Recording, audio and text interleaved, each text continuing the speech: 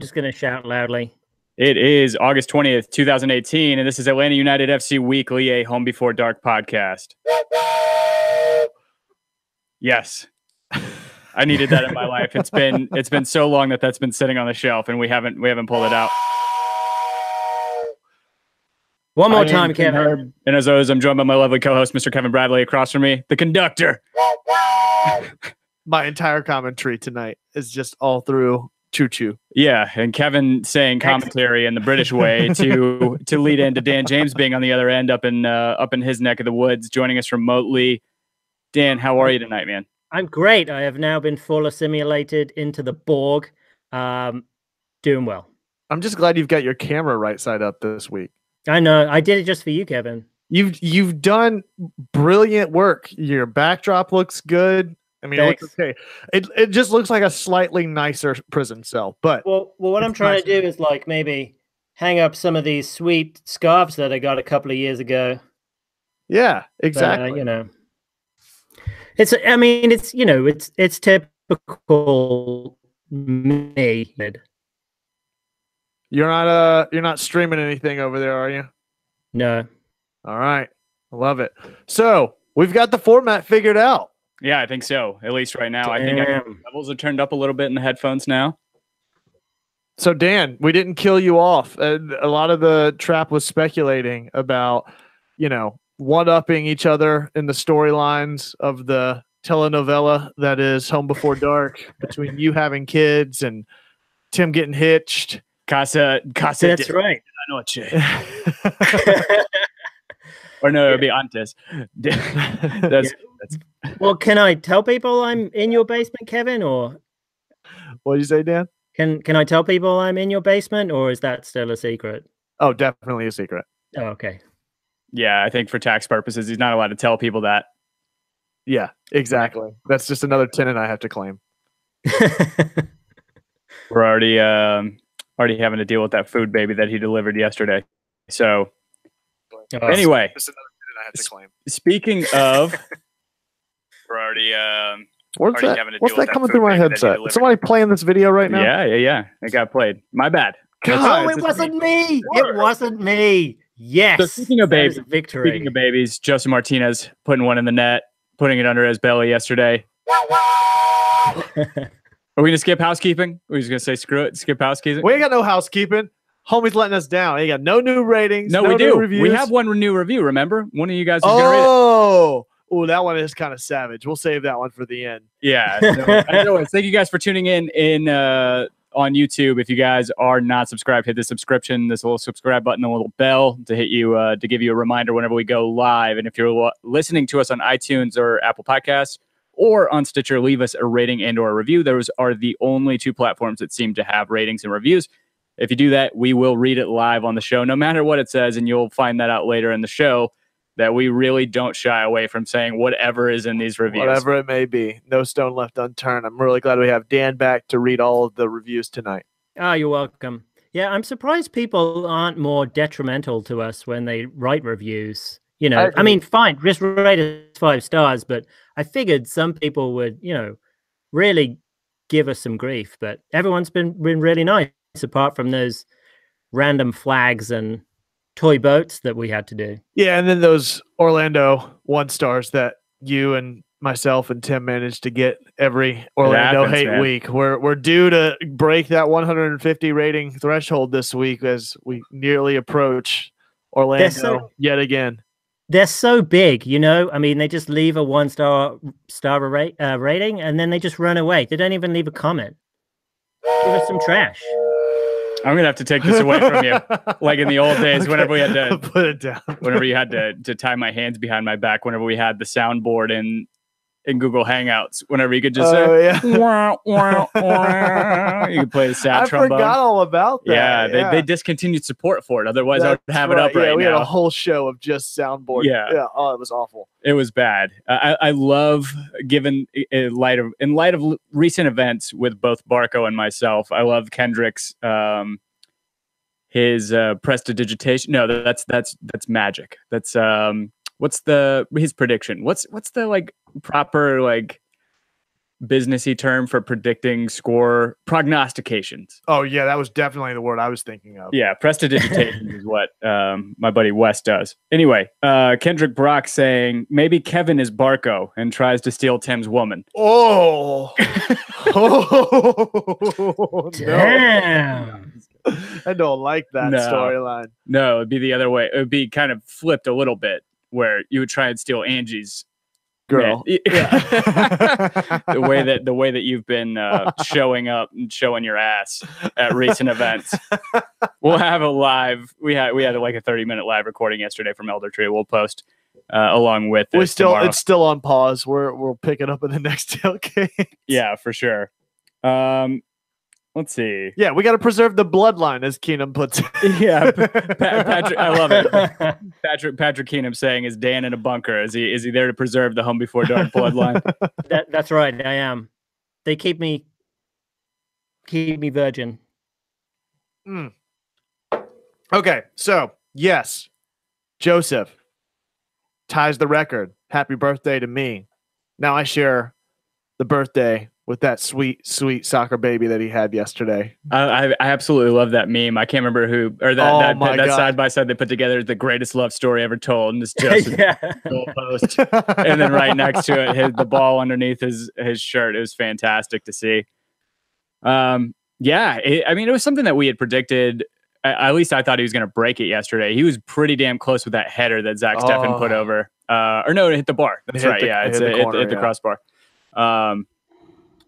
I think it was awesome to see all as well. I think he agreed. We had this discussion yesterday, whether or not we felt that what was more important, Miggy getting back on the score sheet or Josef breaking the record. And we saw Josef shy away from trying to take that. He had a lot of space. He could have very easily settled that ball, pushed forward a little bit and curled one. Instead, he laid it off to Miggy, who surged in and put one away, and one of the best team goals we've seen in a while from this team. It was, I think yesterday was what we've all been clamoring for, or I mean, what some people have been clamoring for. Was it a big deal that Josef was scoring 95% of the goals? Take it or leave it. I don't know if it's really worth getting into the discussion. Nonetheless, yesterday was one of the few opportunities where we saw 3 players score a goal, which was awesome to see. It was fantastic. I do not care about Martinez breaking the record at all, but I care about Miggy getting on the score sheet. That was superb. And when it was such an emotional reaction from him afterwards, like ripping his shirt off and running into the corner. It reminded me the emotional toll that it had reminded me of the John Brooks goal against Ghana. And if you haven't watched that recently, go watch it. It is beautiful. Right on. Yeah. Great game, great crowd, great enthusiasm. What were some of your initial takeaways, some of your initial thoughts? We obviously get the lineup. We go with the 4-back, Remedi in midfield. Nothing really drastically different than we saw other than going to the 4-back formation. All of the familiar faces. Saw Gressel started on right. It did. Villalba on left. That's how we started. And then it switched whenever we brought in our subs later on in the game. Yeah, it was interesting because we were having this discussion, I think at halftime in the Slack channel, and Kevin brought up the point. He's like, I think Tito needs to get subbed out because he doesn't look himself. Like he's not really making a big impact. And then you see the substitution. He's on that right. Barco come in for Gressel, and then you see Tito switch over to the right side and really exploit the lack of pace, I guess, on the right side. Well, again, I was talking about that yesterday. I thought that game was going to be dictated by how our right wing matched up against Abubakar on their left back. And that's exactly what played out. I mean, whether or not it was better pace of play or just him having to react to it as soon as Villalba shifts over to that right side, it's like they were completely stunned on defense and could not keep pace, could not get their heads on the swivel enough to react to what was coming in from the right wing in a different way than what Gressel was providing over on that side. Yeah, it was fantastic. Can we give ourselves a shout out? Because we actually got the starting lineup completely right in the same formation. You're starting 9? Yeah. Oh, jeez. Yes.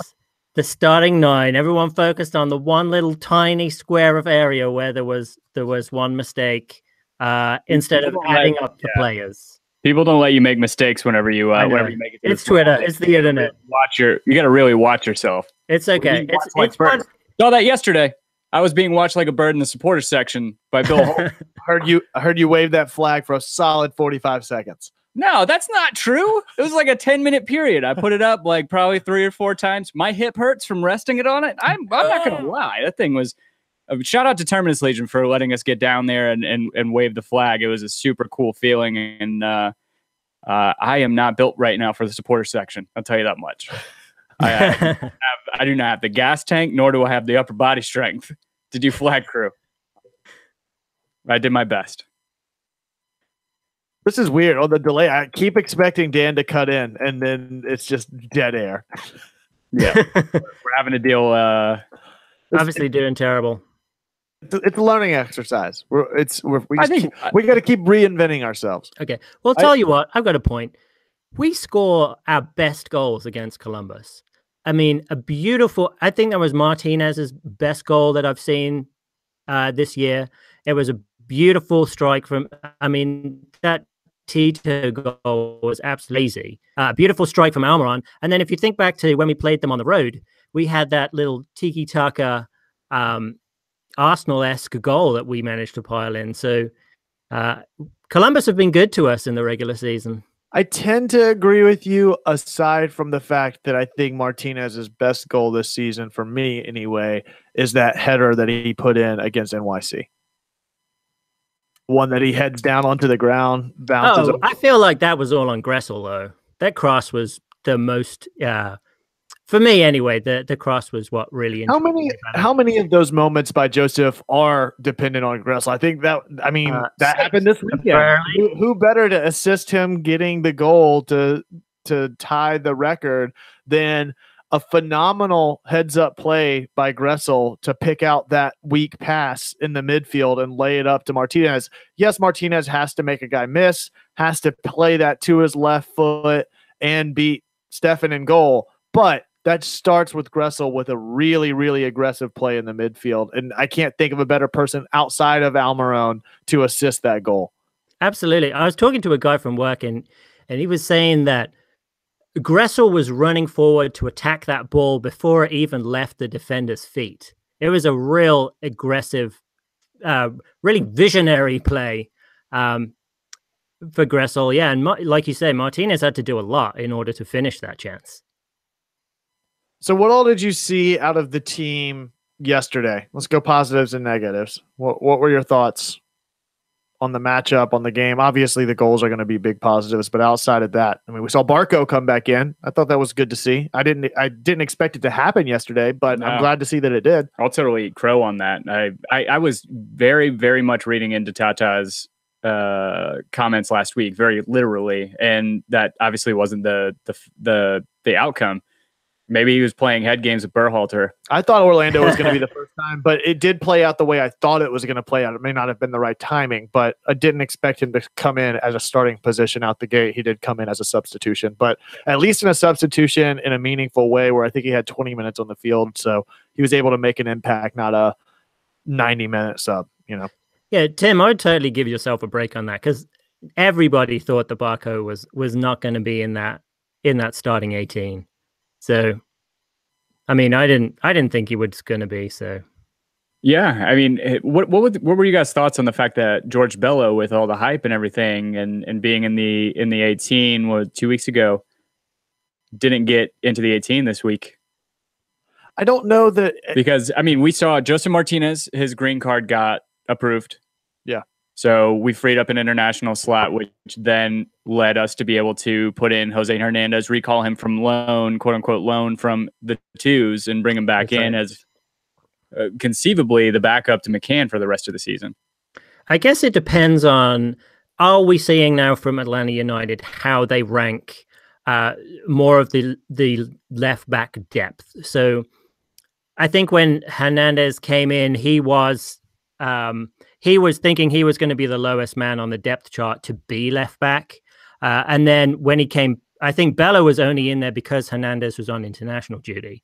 And now that he is back from there, then I think this is the actual ranking that Atlanta United have for their left back depth. So if anything happens if we get another injury, like if Chris McCann can't go again, if his shoulder's that bad, then I think we see Bello on the bench with Hernandez potentially starting.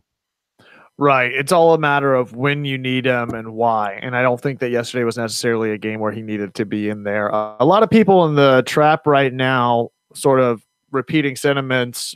Patrick talking about Larry and Remedi really playing well together in midfield. Bill Holcomb stuck 2011. Brittany S.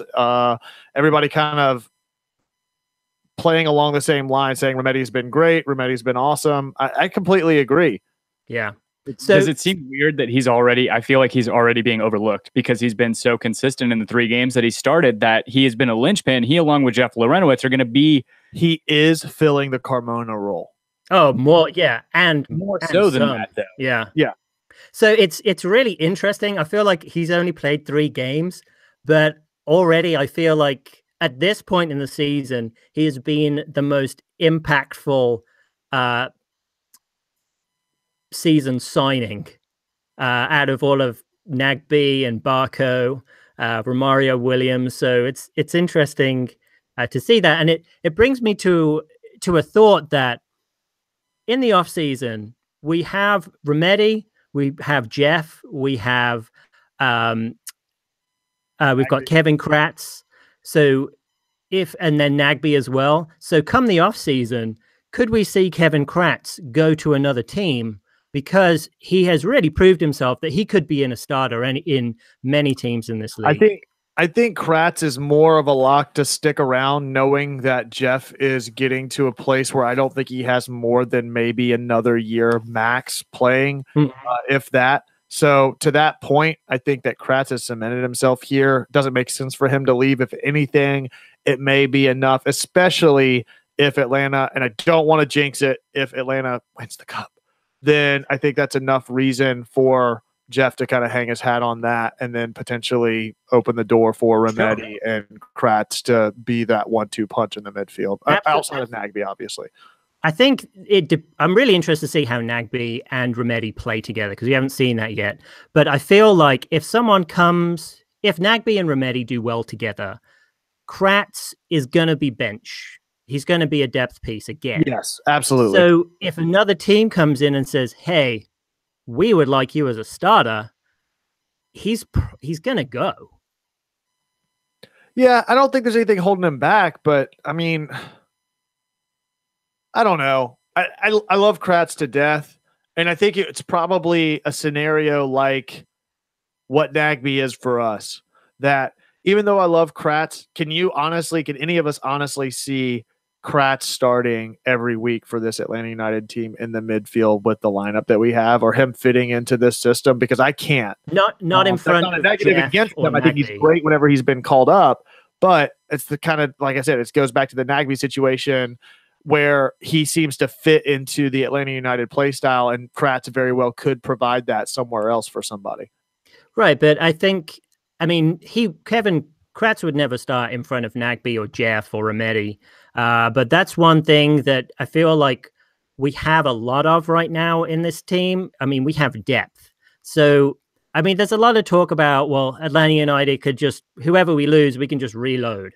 I think we can pump the brakes on that a little bit, but I could very see like Kratz leaving, and then after this season, the only holdovers in central midfield could be Remedi and Nagbe. Yeah, a lot of people in the trap saying a lot of the same stuff. Anthony Neitzel saying, I don't think he'll go. Brittany has who wants him as a starter. Just kidding. But along those same lines, who's going to pick him up? Where does he make the most sense as the best fit?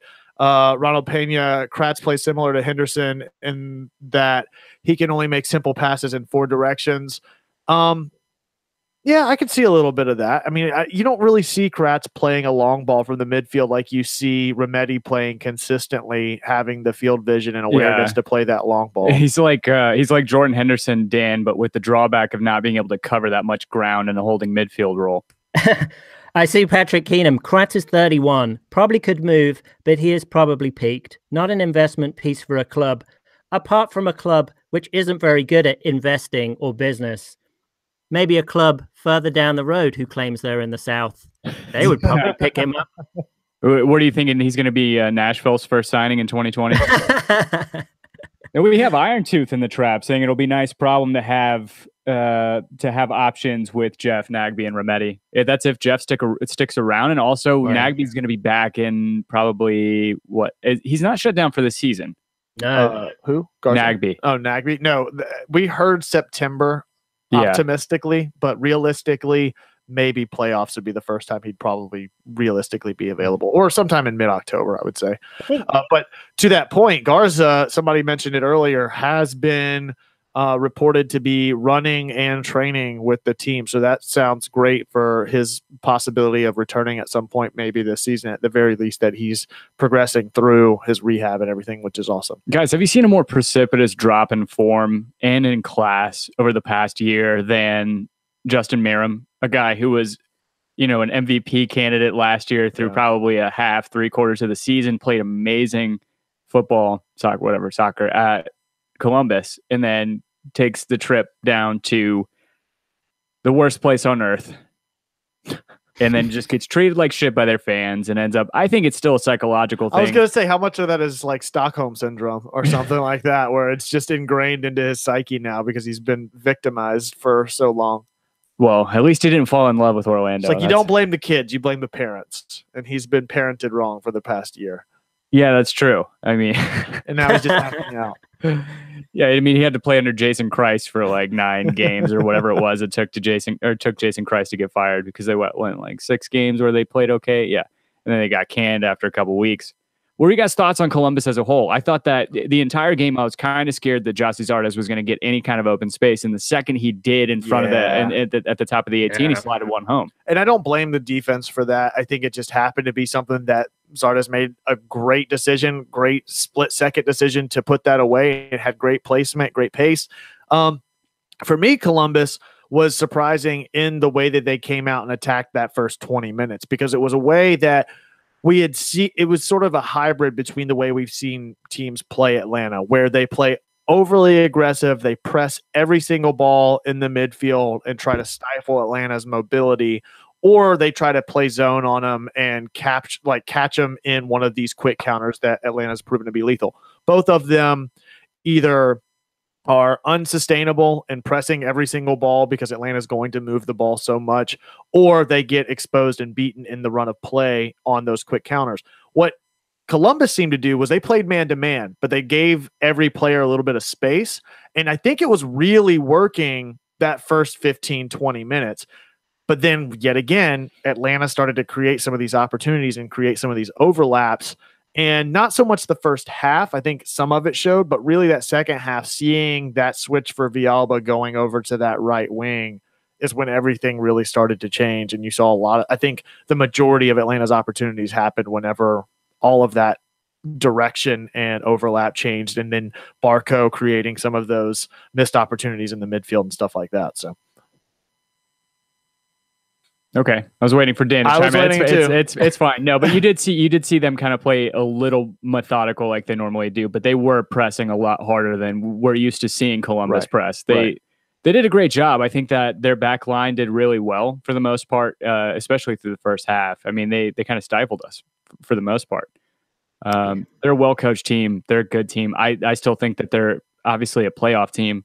Yeah, I think they're locked in at number 4 for me. I think so too. I don't think there's a team that jumps them at this point. Not even DC United? I don't know, man. The way that they're playing, I gotta admit, I'm a little scared. I think if there's anything that the rest of the East can take solace in, it may have been too late. I think so. To your guys' credit, it may be too late for this team to make the playoffs, but yes. Next year with 1, maybe 2 key signings going into the that next problem, year. Though, is one key signing they have to make is they have to get Yamil Assad on a permanent. Right. But the link up between I think that's more or less done. You think so? Yeah. I mean, I think when the trade went down, there is already there was already some stipulation in there that they were loaning to buy. So, I mean, I agree. They absolutely have to get him on there. Yeah, because it kind of screws up that attacking quite. I don't even know what it is. It's a quartet, right? Because you have between Areola and Acosta and Rooney, Maddox and Assad, maybe 5 guys at a time, depending on who you slap backwards. It's again, the East has got to be happy that they have to. No, I do.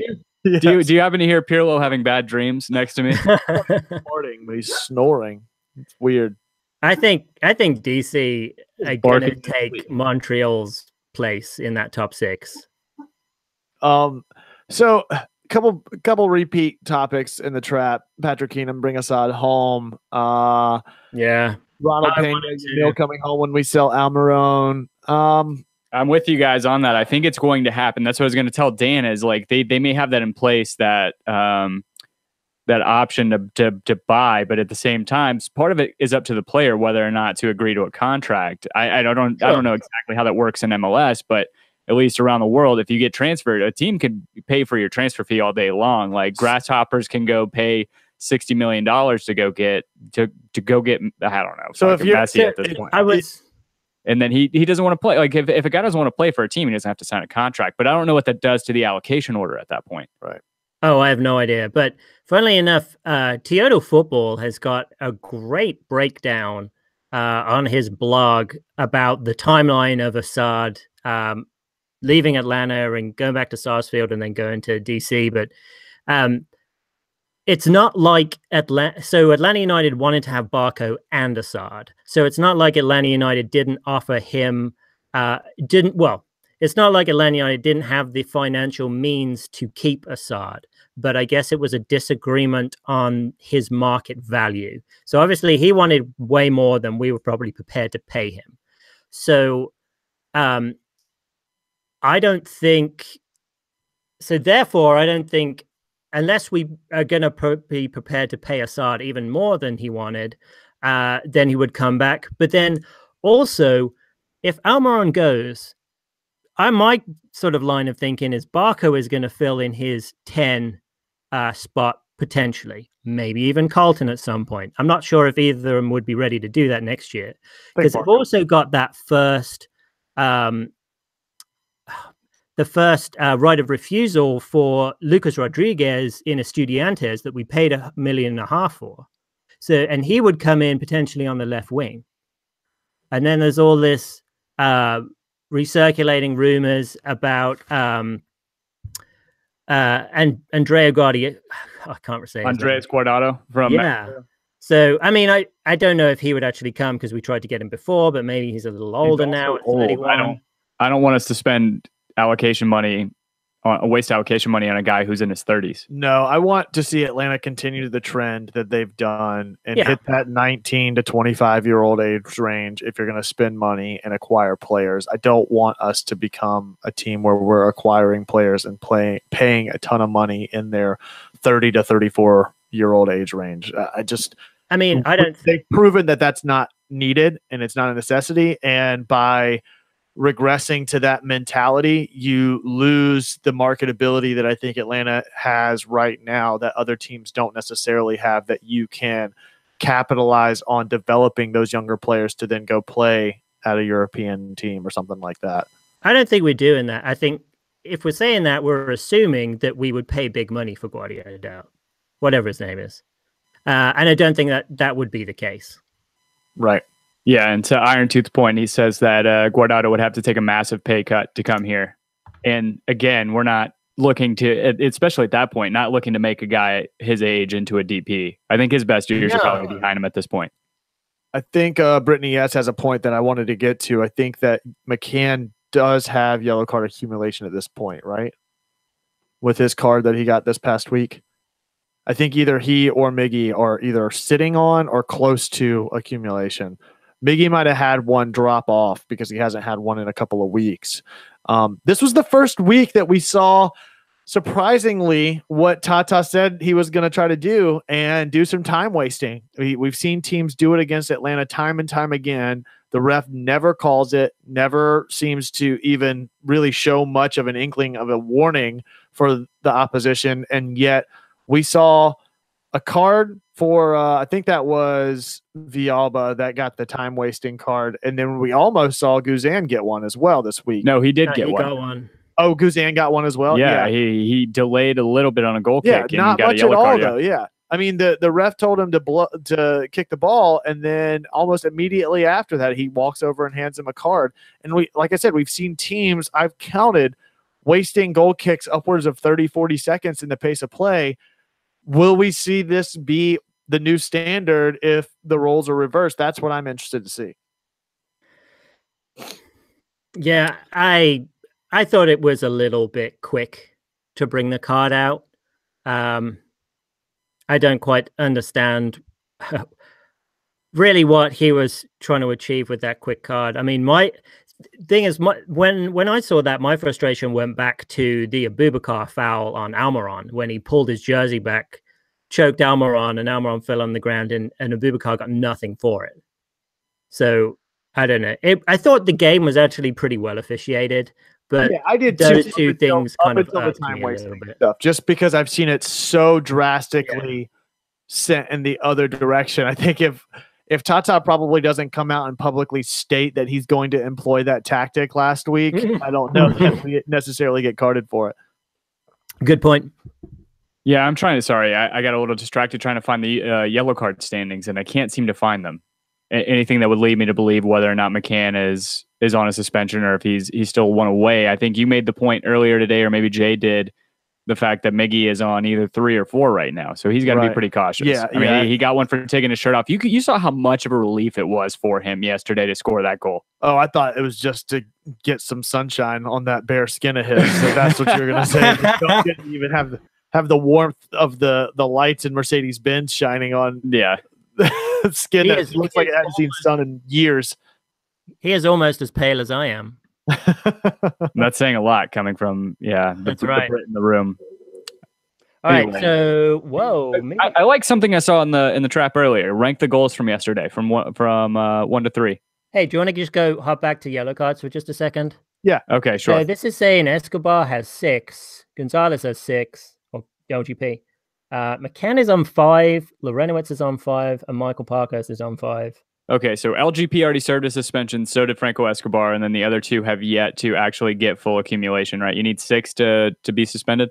I believe so. Yeah, Mickey's on 5 too. Any fair play or fair, what do you call that? Good behavior. Yeah, so McCann needs to play overly cautious going into a very chippy Orlando team this week on the road. He's going to be going up against Will Johnson on the on the left side. I don't think he has too much to worry about unless he dresses in drag and he gets, starts. No, is Will Johnson on that side? Yeah, Will Johnson's on the right. That's right. He just happened to be on the left whenever Rooney just. Yeah, he was just on his. Oh well, my headphones stopped working. I don't know how I'm going to do this. I'm going to have to swap headphones. You're not going to be able to hear Dan. Keep going. Tim sucks at life. He sucks at life. So get this. Romario Williams has 4 red cards. Romario has 4 red cards? Has 4 red cards. How? I think he's only played like 2 games. 4 yellow cards, you mean? You mean 4 yellow cards? I'm fine. Yellow cards. Cards, yeah. I was like, how does he have 4 red cards? Still, how'd you have 4 yellow cards with the amount of minutes he's played? Yeah, I don't know how he ends up accumulating that many that quickly either. That's why it's yellow card accumulation. Yep. Foul so hard you need vacation. How much do you think we got to pay Post Malone to do that? Oh wait, for MLS, can we get MLS to pay? Bud Light. Can we get MLS to take some of that Continental Tire money and pay Post Malone to do a yellow card accumulation video to go along with like Howard Webb's PRO explanations of how the rules work? Oh yeah, I forget Orlando's got a bunch of people out. They've got Yoshi Yotun from a red card, which sucks for us. Higuita, who's on a red card. Yep. So my kind of lineup for them was Dwyer up top, obviously. Roker on the left, Kleston in the middle, Mueller on the right, and then Rosell and Johnson as the CDM roles, and then a back four of Elmunier, Tarek, O'Neill, Sutter, and hopefully Bendik, because he's been creating Atlanta United great. He shit. What was the game recently that he just absolutely took a dump in his pants? Oh, which one? Was that the DC United game? Yeah, no, I guess it was the DC United game, because how do you let Luciano Costa? Yeah, he came off his line with that ridiculous play by Rooney last week. Yeah. What? Didn't he take a dump in his pants against Atlanta? I mean, well, pretty much he just wears the diaper every week. So I love that Jimmy Vance coming in here like a first time trapper, long time listener. Hey guys, congrats, Tim. Love the show. Thanks, Jimmy. I very much appreciate that. I think I don't know the rest of the lyrics to that song. Is Jack Stokes just adding to it there? Yeah, I think so. Foul so hard, the shit weird. We ain't even supposed to be here. Foul so hard. Oh no, that's that since Kanye. we here. That's that Kanye song. Oh, yeah. It's only right to be fair. Yeah, exactly. Yeah, I like that. Once you started singing it, I was like, oh, I know this beat. I'm not good. I guess I translate Kanye very, very well. Hey, so interesting question from Stuck 2011. What are your guys' top 3 worst players in the league? Oh, God. Great question. Oh, worst players. I'll have to think on it and come back. I don't know if I can fire all of those off right now. Well, I think Will Johnson, just because of the amount of memory there is surrounding him, I think he's got to be number 1 worst player in the league right now. Felipe? Yeah, because I think what will give those guys, again, Felipe is another guy where there's so much pomp and circumstance surrounding him for him to do absolutely nothing on the field of note, or at least anything positive. Ooh, I like that this is just taking on a mind of its own in the trap. Bill Holcomb says Tim Howard, Derek Rushing, Ladero, Acosta, Acosta, really? Are you talking about Kellen Acosta, I'm guessing? Yeah, Kellen or Luciano? So. Or is he just talking about, so is he just, Derek Rushing is just taking the really small South American players, and he's like, these are my 3 worst, because Maxi Morales is tiny, and then Luciano Acosta is tiny. Yeah. And then also, I guess Ladero's not tiny, but Ladero is a good player. He's just was an arse when we played him. Yeah, Tim Howard, definitely. He is awful. Oh, okay. Did you see? I agree with Iron. Speaking of which, Tim Howard, you see that Nguyen goal this past week? No. Oh, it was ridiculous. And Tim Howard standing right in front of it and just watches him turn the ball and then just take a falling shot and put it right past him. Trinidad and Tobago all over again. I like Iron Tooth shout for Giovanni Dos Santos. If you could talk about a guy who has so much pomp and circumstance around him, for him to absolutely do nothing on the field. Speaking of which, Jimmy Vance says worst player is Laton on turf. So he really doesn't even show up whenever they play on turf. It's almost like he doesn't play. It's like almost like he just goes absent during those games. Oh, Elliot Beavan. How about Ashley Cole? Yeah. He had a hell of a goal the other night, didn't he? During the midweek game that they had. Oh, he had one of the goals of the week. That's right. Yeah, he had a banger this week. Yeah. Jacob Von Beasley, I think, managed to pick him up in his fantasy league. So Jared Von Beeswax, who's not at the top of the league right now. Anybody else of note on this list? I think that's my list. I think it's Gio Dos Santos. I think it's Tim Howard, and I think Will Johnson. I think those are my 3 at this point. I've got Tim Howard, Will Johnson. I can't pick a third really convincingly quite yet. Josie Altidore, who's getting looks from Europe. Oh, really? I'd put Michael Bradley at worse than Altidore at this point. No, I hate Altidore. I don't mind Michael Bradley. Yeah. This isn't most hated. It's like, who shows up and does the least for their team for the amount that they get praised or the amount of money that they're making. Right. Yeah. Tim Howard's playing in like PDSL or UDS. He's playing in some he's playing with Memphis FC next year, which he's also, I think he's an investor or he is the owner. I have a buddy, shout out to Jeremy Crooks, who a goalkeeper from the college that I went to. He was talking about being so excited to go down there and watch them play a friendly, and then also to see Tim Howard play next year. I was like, man, he is going to be letting in goals at that level at this rate. Like, he's just not good. I just want to see one USL team basically make a run at it by just pulling, like just somehow convincing all these players that are retiring from MLS, like basically be the retirement league for the MLS, because you don't see that for USL really. You just see people that aren't quite good enough to play. And I guess it defeats the purpose, right? Because USL should be the feeder team for a lot of these teams professionally, but just to see them make a run at the cup by just getting all these people from like getting Adi to play, put Tim Howard in goal, just stack it with people that are right out of their MLS career, put Jeff Larinowitz in midfield. Like the opposite of what I do in FIFA. Like in FIFA, I go pick an old ass team in Europe and I just go and buy all the young Americans. Yeah, exactly. You want to do the opposite. You're going to do legitimate retirement league stuff. Exactly. It's like the 3-on-3 NBA league. Oh, the big three. The big three. That's it. You know, that's going to be in the Olympics, right? Yeah. There's, oh God. Yeah. There are a couple of, like, what is it? Taekwondo, karate, some other stuff is going to be in the Olympics too. I know softball is going to be back in. Is it? Yeah. Baseball, really? they were like, we're not doing this. Like this. Baseball was in there whenever we were kids, Yeah. and then they got rid of it because they're like, this isn't competitive. Right. This takes too long. One game. Can we play 6 innings with aluminum bats? This is supposed to be amateur rules, right? It's the way that goes. Anything else? Okay, no. Rank the goals. That's where we were at before the yellow card stuff. Okay. Dan, you go first.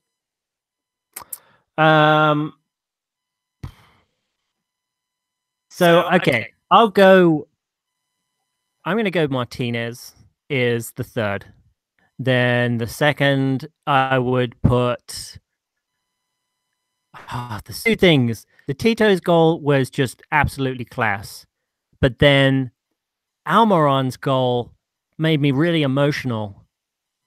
And that means I'd probably have to put that one just slightly above Tito's goal, although I don't feel right in doing it. But then I don't feel right putting Tito's goal above the emotional turmoil I had over Almiron's goal. I'll just do it anyway. Tito's number one, then Almiron, and then Martinez. Yeah, I'm kind of flipped. I put Tito first, then Martinez. Martinez simply because of the left foot and from the pace of play. I think with he had a lot more work to do than Almiron necessarily did. Martinez really served that up for Miggy to put it away. So I'd say Villalba, then Martinez, then Miggy. Yeah, I don't think there's any doubt to me that Tito's goal was the best effort yesterday. The fact that he was able to not only fool 2 guys on that right side, but also be able to cut in, get past 2 other guys on his off foot, that left foot, to be able to turn across body, to be able to put that past the best keeper in the league, and then to pull, into the opposite net. He had to pull 3 defenders too. I mean, it was just beautiful. Yeah, there's completely beautiful. Another guy who probably needed a little bit of a confidence boost when it came to goal scoring. Absolutely. And I think that it was awesome to see that. He's my favorite player on the team, and being able to see him just have that solo effort was something to behold. And then I think I just love that the other part about that goal that was so great to me is that Martinez stayed in position for the entire buildup to Villalba. I mean, for both of those goals that Josef didn't score last night, he was in a position to either help assist the player if they got into trouble, or to provide an option to another player running on in the pace of play. So for Tito, it doesn't seem like Josef really does anything, but he's right there in position that if Tito gets in trouble, Tito can lay it off because he's pulled those defenders to lay it up for Josef essentially. And then the opposite happens with Miggy's goal, where Josef is there, turns his body, and then just plays it right off for Miggy to put it away. Yeah. I think the reason I'm with Dan, I put Miggy in number 2, his goal, just because of the team goal aspect to it. Like them being able to do all that they did on that play. It was, I don't know. It's like 1, 2A, and 2B for me. Yeah. Anyway, they were all fantastic. It was good to see we didn't get any garbage goals yesterday. Like everything was very, I don't know, very well played. It was technically sound. It was a very good game from us, I think, for the most part. We gave up that 1 goal to Zardes, which, I mean, in years past, you give him that shot because he's going to sky it into the crowd. But I mean, this year, it did seem like someone had just like missed an assignment there or something, because he had a lot of space. But I mean, it is what I mean. Still, he did have that much space, but I think he's only scored 1 goal from outside the 18 this year. So yeah, it was, I think most of it the was a traffic stroke of luck. with us, with Tito's being at the front. I don't think there's any way you can go wrong. You can make arguments for all three of those, whether it's what it meant for Miggy to finally put one in after being dry for however many months now, Martinez tying the leading goal scorer for the league record of 27. If it's, Tito taking it on himself and getting that confidence boost, you can put any of those at 1, 2, and 3 in any order, and you can't be wrong. No, I agree with that. Yeah. Guys, it's Orlando Hate Week. It's not even fun anymore. Surely Surely the trolls have kind of gone quiet. Yeah, they have gotten quiet. Or they're just subtweeting us, even though they have us blocked. Probably. And somehow finding pictures of us and Screenshots. tweeting at us as if we're obsessed, Burner mind account. you. But shout out to whoever that was that found that post by Homeboy talking trash, but didn't have the stones to actually tag us directly. Who did find that? I can't remember. Was it Joey? I think Joey found it. Maybe so. Yeah. Shit. I'm pretty sure it was Joey. Yeah, that was. Don't worry, guys. I have 1 month and 10 days before I drop a fucking bomb on one Orlando fan that I've been sitting on for 10 months now. Oh no! Is it what I think it is? I don't know. It's something I screen crapped a long time ago. I'm not so sure you do that, Kevin. What'd you say? I'm not so sure you should do that. What? Do you know what I'm talking about? Yeah, I think so. Yeah. Okay. Yeah, it's happening. It's the same guy who gave me shit for wearing my hat like that, right? Kevin, he's got a job and a livelihood, man. Well, fuck that. I don't know. So do I. I'm putting my neck out on the line too. Yeah. All your 1 stars belong to us. We're beating Orlando 5-0, says Stuck 2011. See, Bill Holcomb says unleash the beast. I'm getting full. I'm going hard. 11:59 p.m. September 30th. I'm dropping it. I can't wait. Why that date? Because that's what it relates to the tweet. Oh, okay. Oh, okay. Yeah. What are you? I think we're thinking about two different things. Yeah. Oh no, we are. The one that you're thinking of is pretty fucking terrible. I did draft it though. Maybe I will drop that in there. Ooh. Okay, great. So yes, it is hate week. It's just you gotta feel for him a little bit. It's sad to be in such a state of affairs, but nonetheless, we'll benefit from it. I think that I am very happy looking down at the next 3 games that we do have on the road. If we're going to have a stretch of games, because we don't play back in Atlanta again until the 21st. We've got a month stretch before we're back on in the road. So that said, we've got 3 games on the road between Orlando, DC United, who I know is getting their footing and surging big time, especially at home in that new stadium. But between Orlando, Chicago, and Colorado, and DC United, I feel really positive and optimistic about pulling at the very least 7 points. I feel confident in 9 points total out of that run of 3. Yeah, and then we have San Jose too. It's a 4-game stretch. You think it's a 4-game stretch before we come back? San Jose, I'm not as I don't know. I think that one could go potentially one way or the other. The other 3, I feel much more confident in. Yeah, I mean, I don't think it would be kind of a shame if we go into Colorado and we don't beat them because they've been playing poorly all year. They're one of the worst teams, if not the worst team in the league. And then I was going to take a look at Orlando's current run of form. I guess the one surprising one could be DC United. DC United could pull out a win. It's not a surprise at this point. It's not a surprise at this point. You're right, but it would damper the momentum that we have right now. Dan, go ahead. Is anyone even entertaining the fact that this could be a trap game on Friday? No, and I'm going to read off some stats to tell you why. 2-1. All right. 2-1. 2-1, 3-0, 5-2, 3-0, 2-0, 4-0, 4-1. Then you've got they were the losing side of all of those. And you've got to take into account the suspensions that they currently have.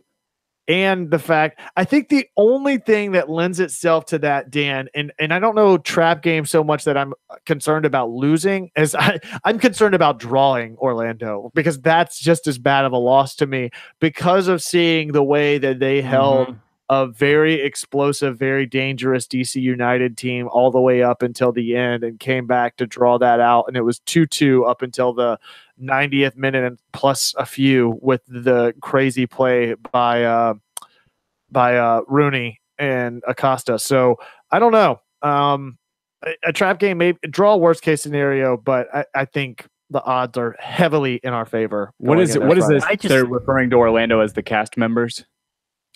What do you mean? I don't know. That's what we're seeing in the trap. Probably from Disney. What do you say, Dan? Probably from Disney, like the cast members of Disney, maybe. Oh, the Mickey Mouse Club? Probably. Come on, guys. Okay. So I need us to win this game. I do not want this game to potentially be a point that somebody could point at and say, oh, this was the game that you dropped points in, which made you lose the Supporter Shield. Right, because we have 9 games left, gentlemen. Right. No, I know. I understand that. Is it at 9? Is it at 9 that we have left, Tim? Yes. So we've played 25. Right. So we have 9 games left. Almost half of those is this stretch that we could easily get 9 points.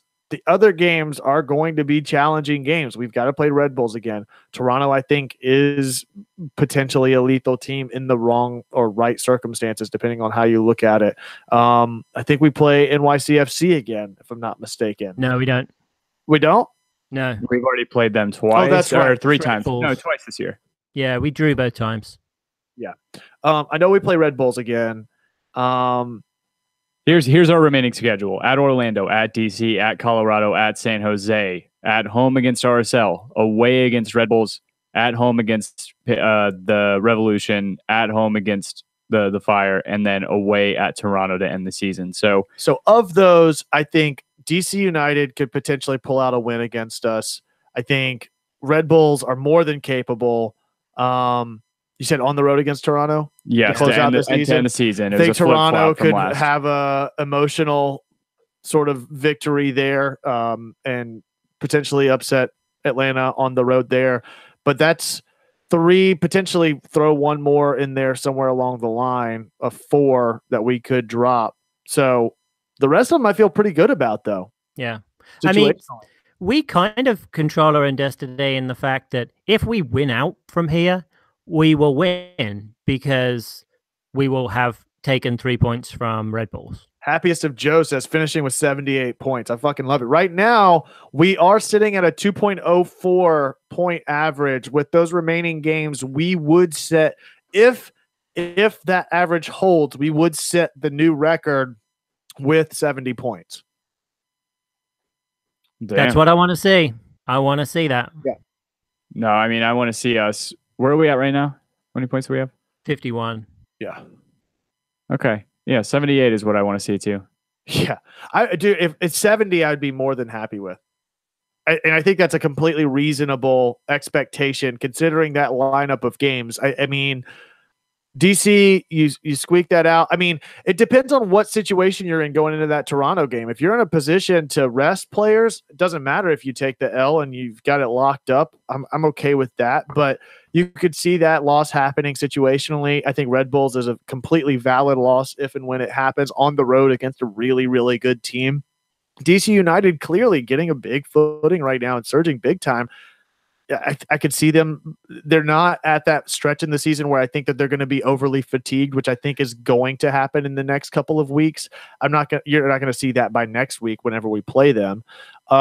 So of those 9, I think we said 6, 7 at least that seem like pretty much locks to win if Atlanta is playing like they have been or like they did Saturday, which I don't see any reason why they wouldn't.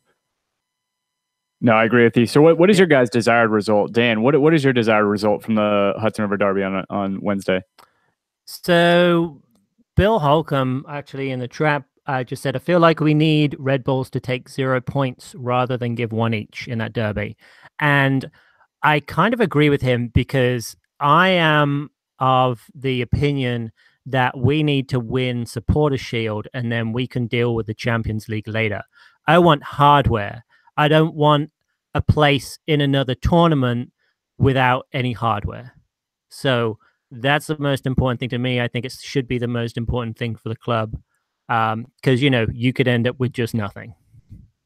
I agree. Yeah, I think playoffs absolutely take precedent over getting into CCL or anything like that. I'm one of the people that thinks that Supporters Shield means more than MLS Cup. And I know that most people aren't going to say that. No, but I think a lot of English and European soccer fans would definitely agree with you because that's one of the sticking points that a lot of people make fun of us for is we have the playoff and we don't have promotion relegation. It's like in League One and Championship and all the others, they have a playoff. What is it, Dan? It's like the top 2 teams get automatic promotion, and then 3, 4, 5, and 6 it's play the top 2-game playoff. I'll tell you right now. Hold on.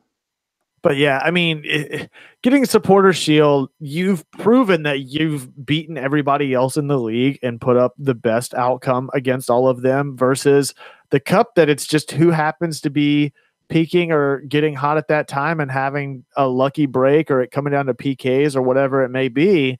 I definitely think Supporter Shield is much more meaningful in my opinion. So it's the top 4 that goes through the Champions League, Tim. Sorry, Dan. I was talking about English Championship. I was just talking about how that there's promotion. Oh yeah, it's top 2 get automatically qualified, and 3, 4, 5, and 6 play a 2-game playoff or two-round playoff to get promoted. So what are you guys expecting on Friday? We're going to go in there full strength, seemingly. You think Barco starts most likely? He's got his legs back under him. I don't think we see Barco starting quite yet. I think he comes back in as another substitution, at least for 1 more week. Interesting. Dan, what are you thinking? You think that Barco is going to see the field to start the game? No, I'm actually going to agree with Kevin. I think that he's on the bench. I think providing that McCann is good to go, I feel that we start back out in a 4-2-3-1 with the same lineup. Oh, you thinking we're going 4 back against Orlando? I think we could even drop to a 3 back against Orlando. Yeah. Well, I think we play. I think we play better in a 4-2-3-1. Yeah, I don't disagree with that. I want no mercy. No, I think we go 3-8. we actually will pull Guzan out. We put in Barco and Gressel and Tito. I think we go 3-2-2-2. Phallic formation. Yeah, just jam it down the mouth. The goal mouth, obviously. That's what we're talking about. Right, exactly. What else are you talking about? I think, I don't know. I personally think Barco's going to be starting. He's been in training. It's not like he's not been able to stay fit. And I think that this past he played well. What was his match rating for the game? What do they have on here? He's a substitution. Hold on, let me see. I'm going to take a look. It's interesting to see the match ratings because I felt like Remedi and Lorenowitz had, 2 of the better performances that we saw. And Barco had one of the worst. They were on who scored, Tim? Usually substitutes have a uphill battle because they're coming in and they don't, like with these rating systems, they don't have a whole lot to go off of if they don't score a goal. You on who scored, Tim? Yeah, I am. So, obviously, Josef Martinez, he showed out yesterday. And then, Barco's down there. But at the same time, I felt like he played okay. He looked like his normal self. So I agree. I don't know. I don't. You don't need to start him right now. Team's clicking, playing well. Let him set it out a little bit longer. Or is the mindset that teams playing well, maybe we don't need to rest at this point, but teams playing well, this game on Friday isn't going to be the hardest, knowing that we won't have any issues playing somebody else, sitting one starter. I will concede. I don't think we go weekend squad at all. I say we go. I think every single game that we play now, we go full strength because this could come down to goal difference. I completely agree, and I think that if we are, I think the most play time we see Barco is coming in as a starting substitution in the second half. I can see that. A starting substitution. A substitution to start the second half. Sorry, I kind of mixed that around. Yeah. Yeah, I don't. Maybe I don't disagree with that. I just have a sneaking suspicion he's going to play. I've been wrong about this the entire time, so I'm probably going to be wrong again. But yeah, we'll see how it goes. Score predictions. What are you thinking? I'm thinking a 3-1. I think they're probably going to get one in on us, but I think we'll control, put a stranglehold on the game pretty early. I think that midfield missing Agita. Well, I personally missing Yotun, I think is going to be big for them in that midfield. I don't think that Lorenowitz nor Rometty are going to have that hard of a time keeping the filter up in front of that back four. And I think that we create and we do what we do, and we put a couple goals in the back of the net, 3 of them, and we come home or go back. What was next? Colorado? No, not Colorado. DC. DC. We go up to the capital, and we go in on a winning streak, and we go and take another 3 points up there. Dan, what are you thinking? I am thinking a confident 3-0. They should not score on us. And Dan, we should put in tonight. I love it. We should put in a bunch of goals. If we don't, so remember when we played Montreal like early in the year? I mean, this is really a weak side that they put so much money into, because they just bought it. I'm thinking I might knock it down. I think. What do you want, 2-0? Yeah, I like the shutout from Dan, but I like the differential from you. I'm going to go 2-0, and I think we can all agree it'll be great seeing Josef Martinez break the record against Orlando. Break the record down there. Oh, yeah, that would be amazing. But me too. What was that, Dan? I said it would be amazing if he breaks the record down there. He should do. I mean, he really should. He absolutely should. I bet the odds are like 2-1. So we got a lot of really high-scoring predictions in the trap. Elliot Beaven, 4-1 Atlanta. DeAndre Jackson, Atlanta, 4-0 over Orlando. Richard Gordon, 4-0. Patrick Keenum, 4-1. Bill Holcomb, 5-0. 5-0. I'd love to see a big 5-0. Been a minute since the breakout New England game last year. 7. It's about that time, right? Wasn't it about this time last year? Yeah, it was, because it was going into our home stretch at Mercedes-Benz. Yeah. 5-0 or 7-0 on Orlando, says Stuck 2011. Casito, that's a new name in the trap that I have not seen before. Thanks for checking us out, man. Be sure to subscribe, hit that little bell notification, whether it's you or anybody else. If you want to know when we go live, hit that bell notification to get a notification whenever we go live on YouTube, to hang out with us each and every week. 5 Stripes, 4-1 Atlanta. All right. I need to know what BOFA means. BOFA. What DeAndre Jackson said. Probably inappropriate. So some of you guys came out last week. It is going to be a running trend until fall league, and then hopefully we'll have enough people to get a team together, and we'll coordinate those efforts. Maybe it ends up being a couple teams, but every Wednesday night, we've been playing pickup at Station Soccer in Atlanta at the 5 Points Marta station from 5:30 to 7:30. You do have to RSVP on meetup.com to secure your position. Tim made it out last week. Are you definitively saying you're not going to make it out this week? Yes, I am not going to make this a weekly occurrence until I'm healed. Well, nonetheless, one of the two of us will always be out there. I will be out there this Wednesday, and looking forward to that. So what is So Bofa these nuts. Oh my god. No, my favorite was in got him. I knew this really redneck guy in high school. Oh, you mean everybody we went to high school? Everybody we went to high school with, Brian, and he's always like, you want tape and some CDs? CDs nuts. So I'd take my dick to your forehead. You CDs. Yeah. So this got a little out of hand, but yes, that's what that reminded me of. So I appreciate you taking me back to my childhood. Our good old traveling correspondent Kevin Brown. Oh wait, you mean pickup? I thought you meant you'll be in Orlando. I'm sure you'll be at both. Can always depend on you. But yeah, come out, check us out with pickup. It's been a hell of a lot of fun. We got a review, Dan. You got that pulled up? I do. So, as we said earlier, leave us a rating, a review on iTunes, whatever they may say. We will read them. Nothing personal. Full disclaimer, none of the reviews read on Home Before Dark reflect the opinions or attitudes of Home Before Dark or its co-hosts. That said, take it away, Dan.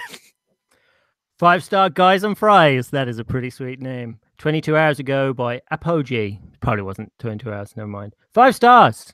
Thank you so much, guys, for your pod. Praise hands, clap hands, more praise hands. Great banter with above average insight and excellent audio quality microphone underneath the well of the wave off Kaganawa. I've been listening for a year and a half, and I have to say, I know everything about how to position that microphone and adjust the game. So thanks for that. On that topic, next time you see Jason Longshore, can you give him some pointers and ask him why SDH audio is so crap quality? Help a brother out. We're all in this together. Tramcar. Keep up the great work. See you on location next week in Orlando. And we won't be driving south to get there because Orlando fill in the blanks. Recycle.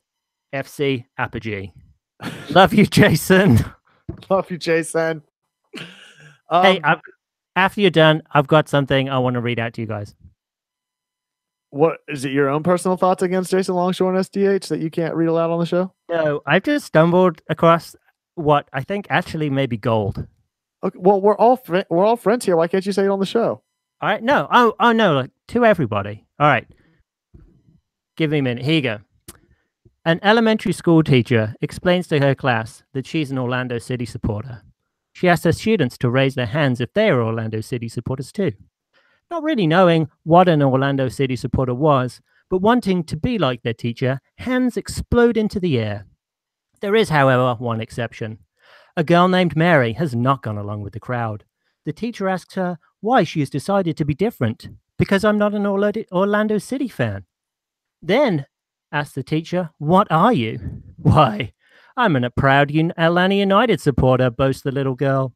The teacher, a little perturbed now, her face slightly red. She asks Mary why she is an Atlanta United supporter. Well, my dad and my mom are Atlanta United supporters, and I'm an Atlanta United fan too. The teacher is now angry. That's no reason, she says loudly. What if your mom was a moron and your dad was a moron? Then what would you be? A pause and a smile. Then, says Mary, I'd be an Orlando City supporter. It's a perfect way to that's a great way to preview and get ramped up for Hate Week. I can't wait to boast how our listeners and our listenership is at a higher capacity than that which fills Orlando City Stadium for its home game. It is very true. As we once again claim that rightful position in a top 5 Orlando City podcast after this coming week.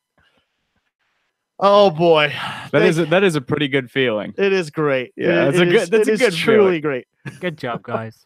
Sorry for my explicit language, guys. I don't apologize for that shit. I apologize. Thank you. I was guys. just quoting somebody. It's not. Thank you guys for checking us out. Hope to see you guys out there on Wednesday. If not, we will be at Elder Tree this Friday recording leading up to the Orlando City game. An hour before the game, we'll be out there recording. It'll be live streamed. And yeah, we'll be hanging out there. I think they got some drink deals with Heineken. They've got some giveaways. And $3 drafts, Heineken. Yeah, they got all some times. Yeah, they got some drawings and stuff like that they're doing with some team signed stuff. So come out, hang out, grab a drink, and yeah, let's toast together to that dumpster fire that is Orlando City. Until then, you can find all of us on Twitter. Daniel, where can they find you at? You can find me at DNJMS. Tim, what about you? You can find me at Tim Herb. Find me as well at The Architect. That's at _ARC, number 1, TECT. Collectively at Home Before Dark. That's before spelled B and the number 4. If you like the shirt, we don't have them up in the store yet, but we do have hats, shirts coming soon, along with some other merch and some announcements that we've got coming down the pipe. In the meantime, you can check out gethomebeforedark.com/shop or gethomebeforedark.com in general to check out all of our content providers like Unrelegated, like our newest show, Mills Has Friends, with our good buddy Christian Mills, interviewing friends about friendship. send him your suggestion at millshasfriends@gmail.com. Yeah, or find him on Twitter at millshasfriends. That's a great podcast. I listened to the episode that Tim was interviewed on. It's fantastic. Well, it was great then, and then I had my episode put on today. So I mean, I downloaded it just so a roller coaster until it finds his voice. But I downloaded it just so Christian would get the downloads, but I'm not going to listen to it. Yeah, that's probably the right call. So thank you guys for checking us out. We love the hell out of you. We'll see you next time, either on the pitch or on the mic. Until then, as always, be home before dark. Purple lines aren't real. They're just shit.